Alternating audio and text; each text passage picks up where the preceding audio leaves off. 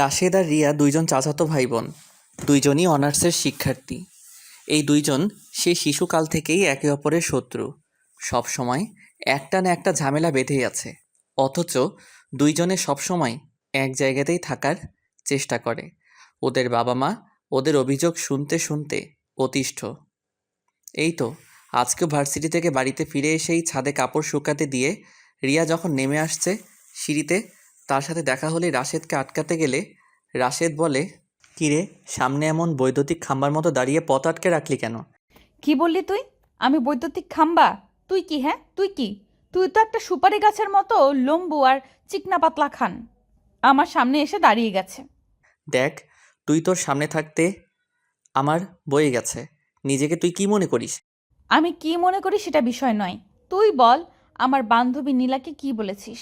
আরে আমি কি বলবো, নীলার সাথে তো আমার দেখাই হয়নি। তাছাড়া নীলা কিন্তু আমারও বান্ধবী। তুই একটা মিথ্যাবাদী লম্পট। আবার যদি মিথ্যা বলেছিস তো আমি তোর গেল মার্কা চুলগুলো কেটে মদন টাক বানিয়ে দেব।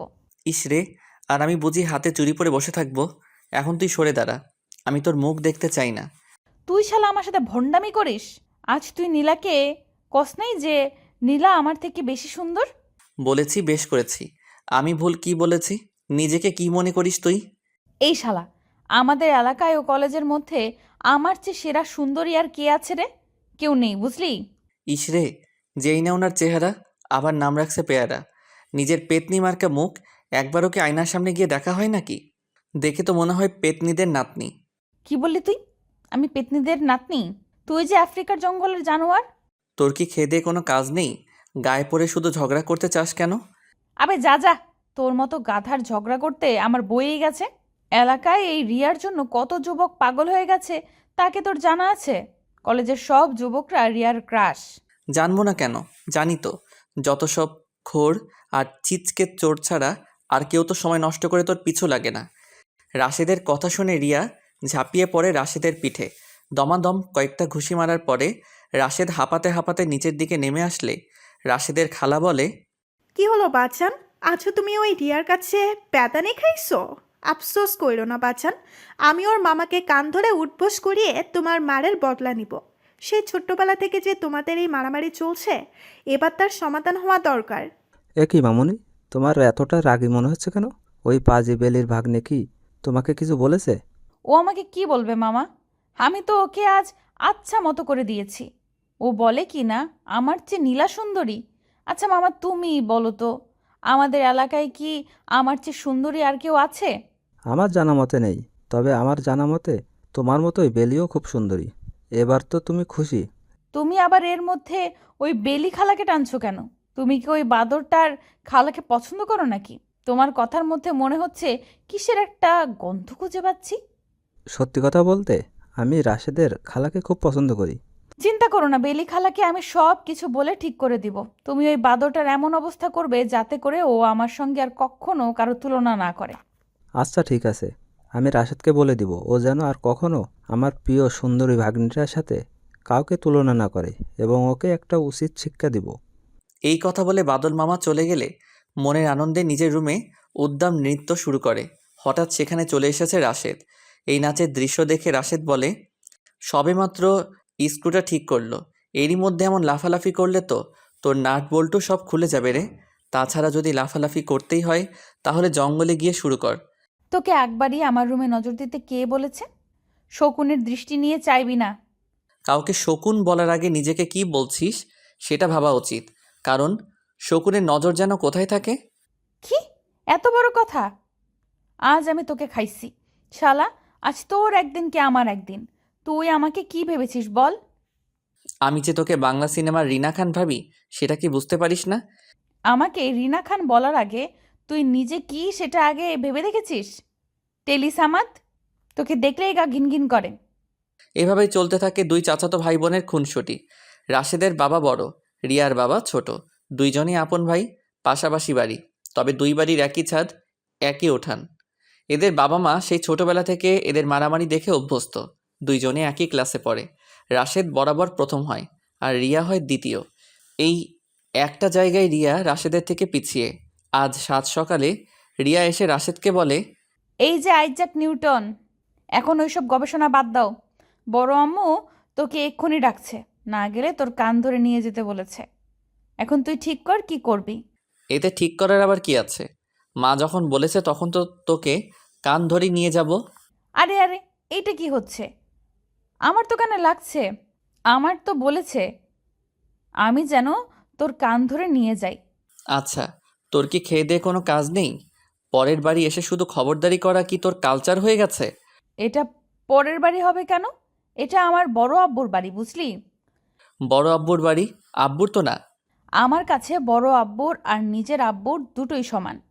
তুই এইভাবে বললে আমি কিন্তু সব কিছু বড় আব্বুকে বলে দিব। আরে যা যা, বড় আব্বুকে বলে দিব। শালা বড় আব্বুর চামচে কোথাকার। তাহলে তুই এখন খেতে যাবি না? এক্ষুনি আমি বড় মাকে বলে মুরগির রানটা খেয়ে নিচ্ছি, পরে যেন দোষ দেওয়া না হয়। তোর এত বড় সাহস হয় কি করে তা আমি বুঝতে পারছি না। আমার মা তোকে দিবে মুরগির রান? হা হা হা। বললে কথায় হাসি পায়, দুঃখে বুকটা ফাইটটা যায়। আমার মা এমন ভুল কাজ কখনো করবে না। ঠিক আছে, আজ তাহলে আমি প্রমাণ করে দিব যে বড় মা আমাকে কতটা স্নেহ করে। এই আমি গেলাম মুরগির রান খেতে। তারপর দুইজনেই ছুটে যায় রান্নাঘরে। আসলে রাশেদের মা রিয়াকেও খুব আদর যত্ন করে। রিয়ার মাও রাশেদকে না দিয়ে কিছু খায় না। আজ দুইজনেই খাবার টেবিলে সেই রকম ঝামেলা করে। ওদের দুইজনের ঝগড়া দেখে রাশেদের মা ও রিয়ার মা হাসতে হাসতে চলে যায় তাদের রুমে। এদিকে বাদল বেলিকে ডেকে নিয়ে গিয়ে বলে, তুমি তোমার আদরের ভাগ্নে রাশেদকে বলে দিবে সে যেন আমার বোনের মেয়েকে উত্ত্যক্ত না করে। আমি কিন্তু তাহলে রাশেদের নামে ইপটেজিংয়ের মামলা করব। ওরে আমার চান্দুরে, ঠিক করে কথা বলতে যার মাথা ঘোরে সে নাকি থানায় যাবে মামলা করতে। হাতি ঘোড়া গেল তল, ছাগল বলে কত চল। তুমি কি কি কি কি কিন্তু আমাকে বেশি রাগাবে না বলছি। এই তো শুরু হলো তো তোর তুতলানি। এবার এমন মেডিসিন দিব না, তুতলানোর পাশাপাশি গুংরানিও শুরু হয়ে যাবে। তু তু তু তুমি আমাকেই ইনসাল্ট করছো।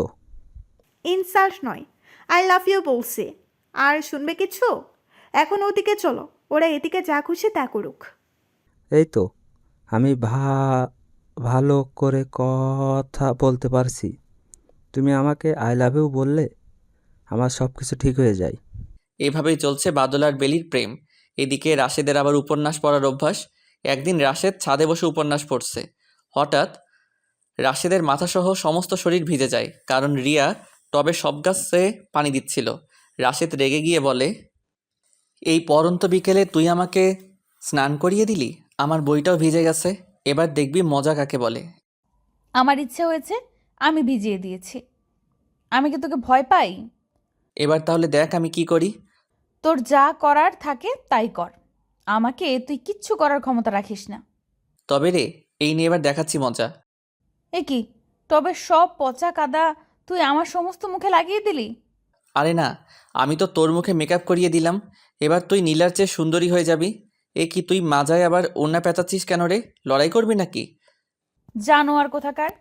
আমি এক্ষুনি যদি এর বদলা নিতে না পারি তাহলে আমি সাচ্চুর মেয়ে নয়। চাচ্চু তো আমার চাচ্চু, এসব দিব্যিতে কোনো কাজ হবে না। কথা শেষ হওয়ার আগে আচমকা রিয়া আচারের বয়মটা নিয়ে এসে সমস্ত তেল রাশেদের গায়ে ঢেলে দিলে জ্বলতে থাকে রাশেদের গা। তাই তো এবার সেই জ্বালা থামাতে রাশেদ রিয়াকে জড়িয়ে ধরে, ওর সারা গায়ে ঘষতে থাকে। এক পর্যায়ে নিজের বুকে লেগে থাকা তিল রিয়ার মুখে লাগিয়ে দিয়ে বলে, নে নে, এবার আচার চেটে দেখতেই পারিস, তোর তো এখন আচার খাওয়ার বয়স। একদম বাজে কথা বলবি না, জানোয়ার, বুঝতে পারলি? যদি আচার খাওয়ার দরকার হয় তাহলে তুই যে তেল লাগিয়ে দিয়েছিস সেগুলো চেটে চেটে খেতে পারিস। ঠিক আছে, আমি খাচ্ছি। এই জানোয়ার, এসব কি হচ্ছে? এক্ষুনি ছাড় আমাকে বলছি। আমি আজ তোকে ছাড়বই না, দেখি তুই কি করিস আমার। এখন হঠাৎ আমার এত ভালো লাগছে কেন? এই জানোয়ার দেখছি আমার মুখ থেকে শুরু করে সব কিছু চাটছে। আমার যে কি ভালো লাগছে। ওর যা খুশি তা করুক, আমার গা থেকে আচারের তেল তো পরিষ্কার হচ্ছে। আমিও কি ওর বুক থেকে ঠিক এইভাবেই তেলগুলো চেটে পরিষ্কার করে দেব? সেদিন এভাবে চাটাচাটির এক পর্যায়ে দুইজনই লজ্জা পেয়ে যার যার রুমে চলে যায়। সারা রাত রাশেদ এবং রিয়া ভেবেছে এটা কি করলো তারা। তাদের দেহ মনে তো এখন দক্ষিণা বাতাস বইছে। এতদিন কতবার দিনে হাতাহাতি মারামারি হয়েছে, কিছুই মনে হয়নি তাদের। বিকেলে যেটা ঘটে গেছে তাতে করে তো আর সংযত থাকতে পারছে না কেউ। আর তাই তো সকালবেলা গুছিয়ে নিয়েও রিয়া বলে, কালো কি করলো আমার সাথে, আর আমিও কি করলাম ওর সাথে? আমি এখন ওর সামনে কিভাবে যাব? ওই তো গুছিয়ে মোটরসাইকেল নিয়ে বের হচ্ছে, দেখি ও কি বলে। আমি আজ চুপ থাকবো। কি রে, এইভাবে দাঁড়িয়ে থাকবি না উঠে পড়বি? ক্লাস কিন্তু শুরু হয়ে যাবে। আজ তুমি যাও, আমি অন্য কিছুতে করে যাব। কি রে, এই ধানি লঙ্কাটার আবার হঠাৎ করে কি হলো? তুই থেকে তুমি বলছে। আমি জানি না কি হয়েছে, তোমাকে যেতে বলেছি যখন, তখন তুমি চলে যাও। ঠিক আছে, আমি তাহলে গেলাম। তুমি তো আর জানো না চাচাতো ভাই, তুমি আমার মনের বাগানে যে গোলাপ ফুটিয়ে দিয়েছো তা এখন সৌরভ ছড়ানো শুরু করে দিয়েছে।